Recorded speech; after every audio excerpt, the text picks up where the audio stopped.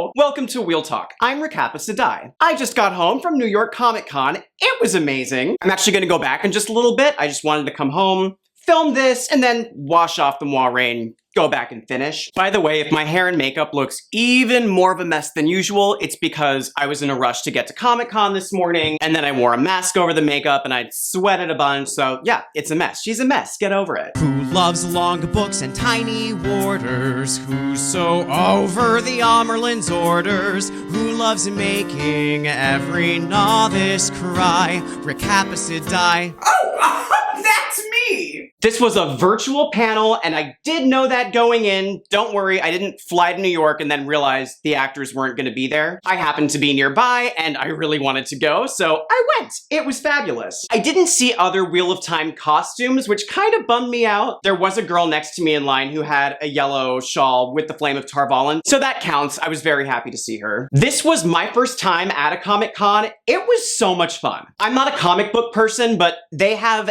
everything that you could possibly be a fan of represented there. I also went yesterday to check things out. Here's a little footage I took at the con with my phone, just to give you an idea of what it looks like. Hey everyone, I happen to be in New York, so I was able to come to Comic-Con today. I'm mostly excited for the digital Wheel of Time panel on tomorrow's main stage, but this is pretty cool. How do I flip this? Everything you can imagine is here. I'm going to do some exploring. My mask keeps falling off, and I will get back to you. I'll keep you all posted. This is fun. Also, we found out today we are getting a new Wheel of Time poster. How exciting is that? Walking up to Comic-Con Day 2. Very excited. Let's do this. Here at Comic-Con Day 2, living my best life. Virtual panel starts in about 45 minutes. I am getting in line now. I'm officially in line. This starts in 45 minutes, and I have no problem with that. I will be here excited. The line is moving, you guys. The line is moving. I'm gonna die. This is happening. That just ended. That was pretty epic. Got confirmation on Kiera as Elaine. I'm not sure who the other two actresses are. We'll be looking that up later, but exciting stuff. That was really fun. I'm excited. I am really hot in a costume and a mask, so I'm probably gonna go home, wash off the rain, then come back and do some more browsing, because Comic-Con's fun. But yes, Wheel of Time, November 19th. So I'm on my way out to go home and change, but as I was leaving, I saw they are doing chibi posters. You can order one. So they're gonna draw Recappa chibi while I'm changing. I'm gonna come back and get that. Very excited. I'm so excited to wash off this makeup. I am sweating. This is a really fun day. It's epic. Comic-Con is so much fun. If you can go and you're a fan of anything, go. It's really fun browsing, really fun shopping. I was delighted by all the Zelda merch. I bought the boss key, but it's also a bottle opener. Obsessed. This is the Comic-Con program. It includes a 4-page article on the Wheel of Time. I don't know if this article was printed elsewhere and it's just in the program, or if this was the first time people have read this. No crazy new information, but it's a nice article. Same pictures we got from Entertainment Weekly. Rafe talks about the challenges of adapting the show, the challenges of being compared to Game of Thrones, which he's not worried about. This is a Rafe quote. "The world of the Wheel of Time has a wealth of different cultures with their own unique customs that it would be a shame not to honor, such as the seafaring nation of the Atha Mere, or the desert dwellers in the Aiel Waste. Jordan really built this huge geopolitical world, and the cultures of the different nations were so distinct," says Judkins. "In the first book, they don't go to as many of those places, but the ones we do, the detail to which they are thought through in trying to deliver exactly the culture that was represented in the books in those places is extremely thorough."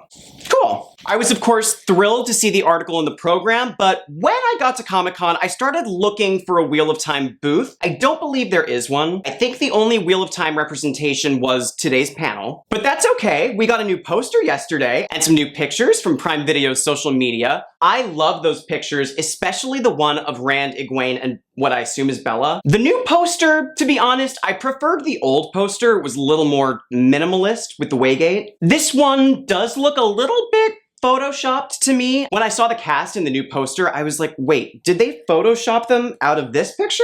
Maybe. It kind of looks like that to me. Whatever. I don't care. I want all the posters in the world. Keep making them. And there's a merge roll in the poster. That's cool. Anyway, let's talk about the panel. A lot of the people who were at the panel I don't think were Wheel of Time fans, which is good. The panel was full. It was a big room, massive screens. It was really fun. The panel really was just watching the screen. There was a guy on a stage who was just kind of introducing and then said goodbye at the end. The man who was kind of moderating did ask, did anyone come here specifically for this? I think I was the only hand that went up, but don't worry, I shot it up. I represented me, the guy dressed as Moiraine. I came here for this. But it was really cool to have this massive room of people who were either Wheel of Time fans or people who were not Wheel of Time fans who were discovering the show. That was so cool. If it had been a room full of Wheel of Time fans who were also in costume, that would have been okay too, but it's fine. I was very happy. It was fun. I did have a lot of people shouting at me, Moiraine Sedai, Aes Sedai. Took some pictures with folks, loved it. The virtual panel itself was really cool. I loved what the actors and Rafe had to say. Some highlights that stood out. I loved what Rosamund said about channeling, that she's at a place in her life where she wants to connect to something bigger than her, referring to the One Power. She really seems to connect to the idea of the One Power on a personal level, and that was cool to hear. Madeline told us that Archie, the horse that plays Bella, farts on set all the time. That was funny. I like that for Bella. She's a character. That Bella, you gotta love her. Yosha Stradowski said he grew up in an area called Randstrom, I think, which means Rand City. Yosha said, if that's not the pattern, I don't know what is. Loved that. Marcus seems like Perrin, even when he's out of character. He's just so chill and laid back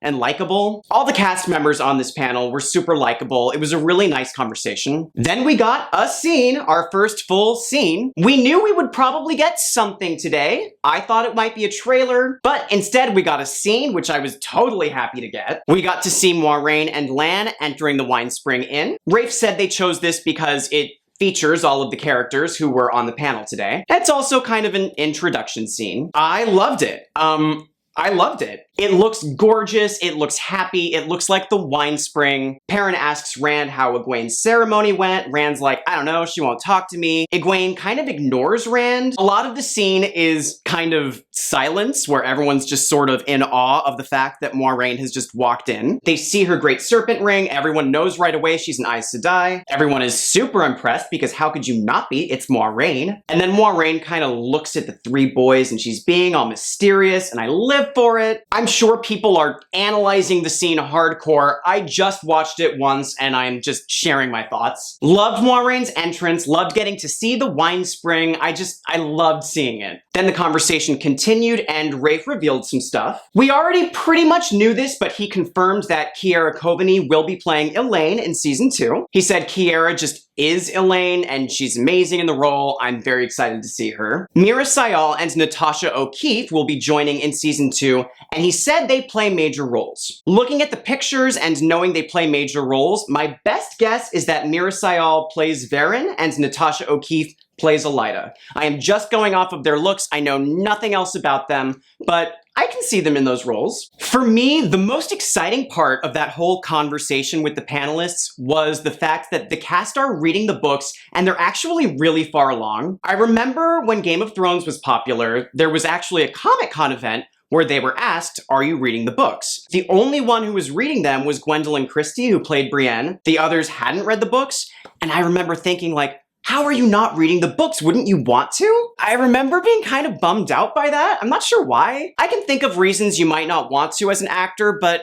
I would think you'd want to. Anyway, I was so happy to hear that not only are the actors reading the books, they're far along. Yosha is on Knife of Dreams. That's impressive. He's only been doing this for like 2 years. Apparently Madeline Madden and Zoe Robbins are not far behind him. I love that they're reading the books. I love that. I also really loved what Daniel Henney and Rosamund said about the relationship between Aes Sedai and their warders. They talked about it as a very intimate, loving relationship that is not at all romantic, and how that's unique and special, and it got me really excited to see Lan and Moiraine together on the show. It's gonna be so cool. I have such a crush on Daniel Henney. Woof. So yeah, the panel was fabulous, the scene was fabulous, I got my life. Anyway, I need to take a shower and get my butt back to Comic-Con, but had to share all that with you. It's exciting. Happy Comic-Con, happy Wheel of Time Day, this is amazing. It's happening! November 19th. Oh, I have to tell you, this was so funny. This dude comes up to me and he goes, Raven, you look amazing. And I was like, November 19th? And he's like, yeah, November 19th. So I was like, okay, I think you're a Wheel of Time fan. You just don't know Maureen's name? I don't know. I can't put that together in my head. It was funny. I had a great time. I can't wait to go back and explore Comic-Con a little more. Enough of me talking. I've had enough. Until next time, walk in the light and keep it wheel.